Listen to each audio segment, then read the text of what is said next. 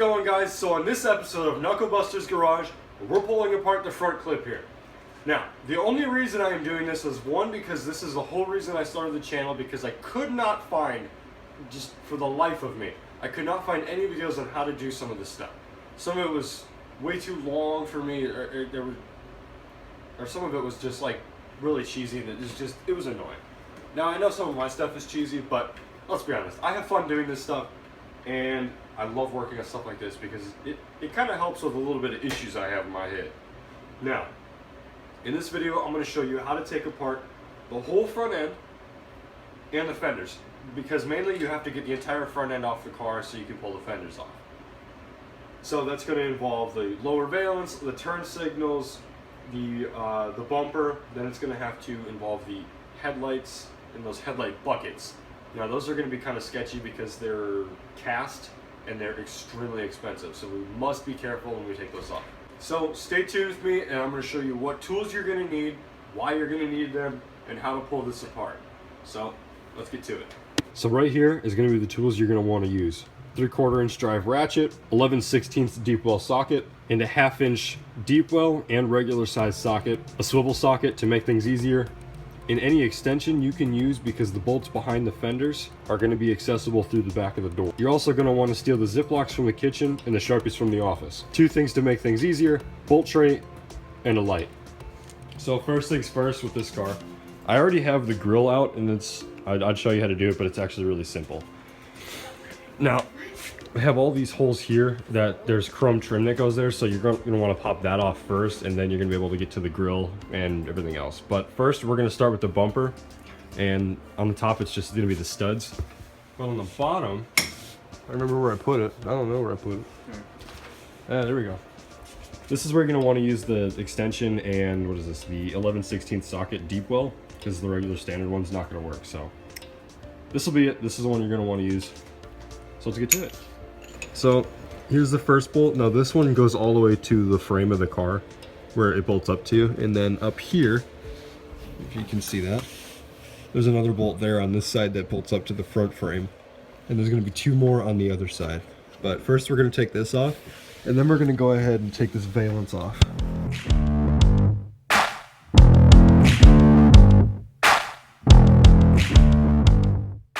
Takes are us. All right, so next thing we gotta do is pull off the valance bolts, because it's so much easier without the valance on. And there's a bolt here, and then there's a bolt here, and then underneath here, well, there should be 2 bolts right here, but there's definitely not. And then underneath here, can't even see anything. There we go. There's 2 bolts there, and then there's gonna be one right here underneath, and then way over there, there's another one. So then you're going to want to make sure you grab a baggie and a Ziploc and label these, otherwise you will lose them, because every bolt on the front of this car is the 1/2 inch socket. Thanks, bro. Factory wheels, look at that. I did better on the floorboards. Come on. STP, bro.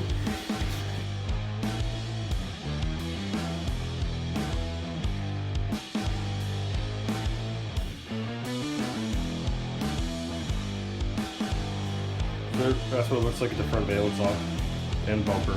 It looks like it's like a really like teenage girl with braces.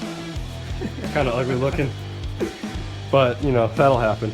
So now we're gonna take this panel up here. I believe this is called the upper valance. I'm not even sure, but bolt here, and then on the core support here, there's 2 bolts, and then another one there. But while you do this, you want to be extremely careful because of the cast headlight buckets.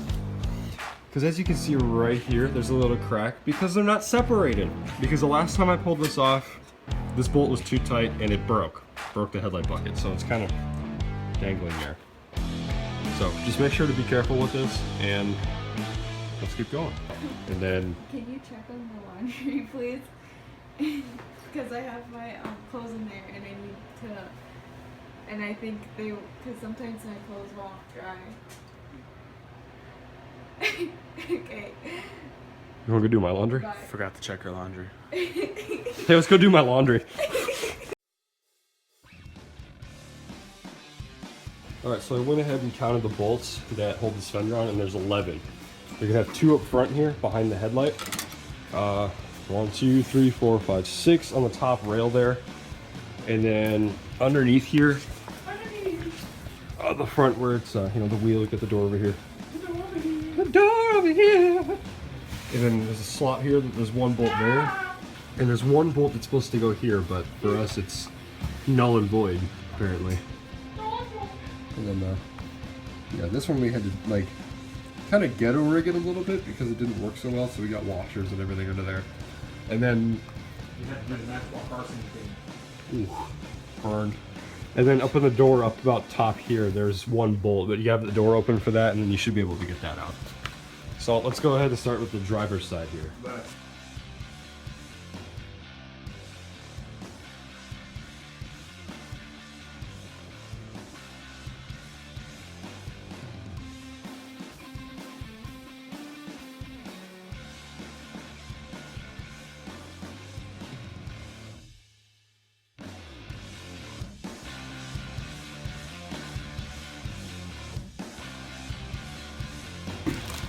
So this right here is why you're going to want to label all the bolts. Like right here I have the bumper bolts, passenger fender, this is the upper valence, here's the driver's side fenders, the other valence. Now if you have all these bolts just in a bin or something, you're not going to be able to tell which ones go where. Now granted, the front of this car all has the same bolt, almost. It's always going to be difficult if you just like mix and match everything, which is why everyone who works on something that actually wants to like save what they're doing and make sure that everything goes back together properly and perfect the way it's supposed to, this is why they baggy stuff and take notes, and sometimes I even take pictures of how things are supposed to look, so that way we know how it goes together, what it's supposed to look like, and just stuff like that. But anyway, that concludes taking the front end apart. So if you guys like that, go ahead and give it a thumbs up, and don't forget to subscribe.